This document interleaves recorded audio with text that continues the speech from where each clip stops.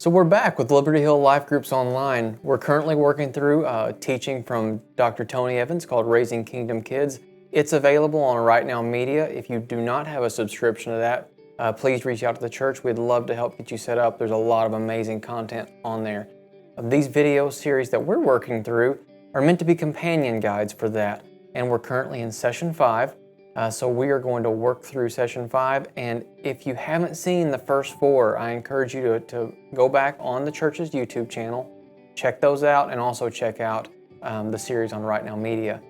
So as a quick recap, first week we covered being intentional and purposeful with our parenting, and each week after that, and that's continued today, we are looking at ways that we can continue being intentional and purposeful through our parenting.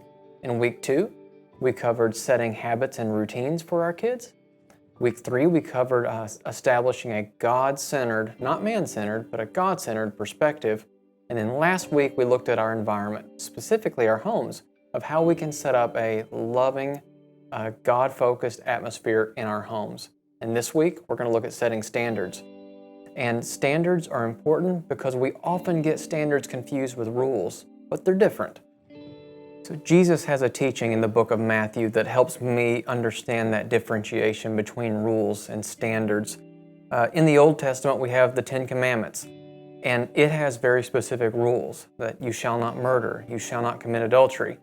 But Jesus elaborates on those a little bit, and he addresses the command not to murder, and then he moves on to the command against adultery. And specifically, in Matthew 5:27, he says, "You have heard it said, you shall not commit adultery, but I say to you that everyone who looks at a woman with lustful intent has already committed adultery with her in his heart." He's going literally to the heart of the matter. He's not just saying that it's about the rule, it's about the heart behind it. It's about our motivation. It's about the standard at which we conduct our actions and our thoughts. So when we look at how to convey these standards to our children, we want them to really understand not just the rules and not just the standards, but how to apply these core teachings throughout every aspect of their life. Not emphasizing a specific behavior, but emphasizing why we do these things. And we've looked at why we address a lot of the habits and routines before, but now we really want to establish a sense of why we desire a certain behavior. And more than that, we want them, our children, to desire behavior, desire good behavior, because that is the proper heart behind what they do. So our children are going to need to be able to adapt. They're going to need to be able to adapt to ever-changing circumstances through different walks of their life. And we want to establish these standards for them that set up that godly behavior, that focus on their hearts, and that focus on how they should live, all the while instilling in them the ability to adapt to the changing circumstances, the ability to adapt regardless of what they find themselves in, because those circumstances are going to vary and they're going to change, and they need to be able to work with those circumstances in a way that doesn't compromise the standards that we've set up as parents for them. And one thing that really helps me on that is a teaching from Andy Stanley, where he outlines what he calls the 4 stages of parenting. So the stages of parenting that Andy Stanley outlines is really an analogy to how a coach interacts with his sports team or his players. And it's a really cool analogy to look at this week because the teaching that Dr. Evans uses in his session for today also uses a sports analogy in which he relates the standards that we're discussing to a sports rule book, and then the ever-changing circumstances and the need for us to adapt to a sports team's playbook. But I'll let him tell you about that later. Right now we'll look at Andy's stages because they have been very helpful for me over the years as a dad as I look at how I need to change my parenting style to better equip my kids for the future. So his stage 1 is called discipline.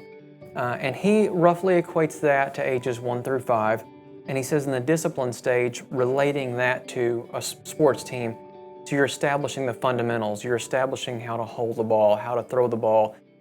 You're very firm. There's really no give and take because you have to set up those fundamentals exactly right, or else everything built upon those will not be successful going forward. His stage 2 is called training.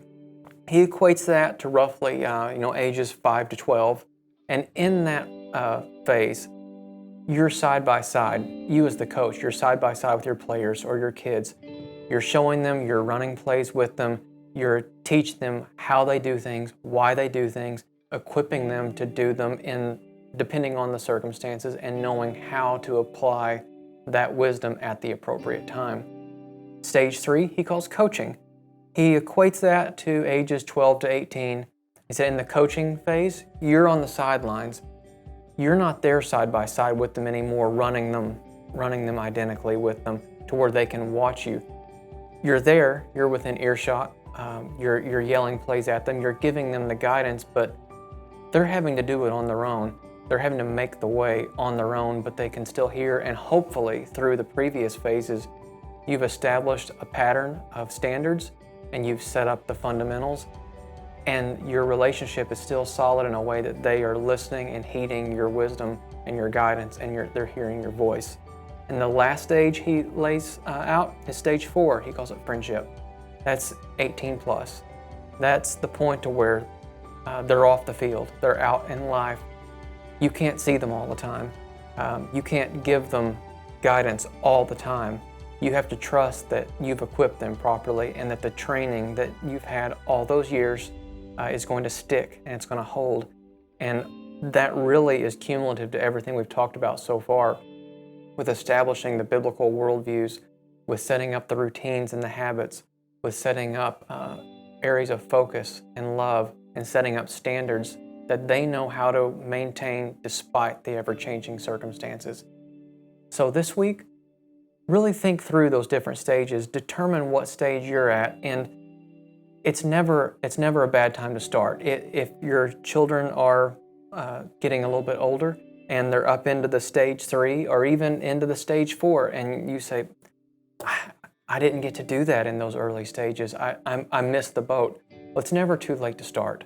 It's never too late to start working on the stage with exactly where you're at now. So take some time to really figure out where you're at with your relationship with your children and what stage you're at, and work on establishing those standards. Work on establishing the best possible way to set up standards for them and equip them to maintain them regardless of what they face throughout life. So that's a wrap for session 5. It's been great talking to you guys again, and we will tune back in next week for session 6. It'll be our last session. So go on, check out Dr. Tony Evans on RightNow Media, and then I'll see you back here next week.